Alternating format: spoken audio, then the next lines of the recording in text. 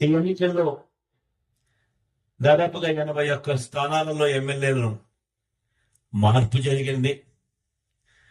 18 MP స్థానాలు కూడా మార్పు జరిగింది.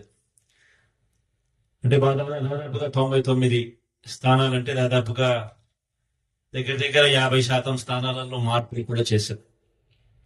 ఇది కూడా చరిత్రలో ఒక నిలిచిపోయే ఘట్టమే. ఎందుకంటే ఈ స్థాయిలో మార్పులు చేయగలిగిన ధైర్యం బహుశా ఎవరికి ఉండకపోవచ్చేమో. అది కూడా వైఎస్ఆర్ కాంగ్రెస్ పార్టీకి మాత్రమే ధైర్యం ఉందని కూడా, ప్రజల మీద ఆ మేరకు నమ్మకం ఉందని కూడా చెప్పడానికి కూడా సంతోషపడతా ఉన్నా.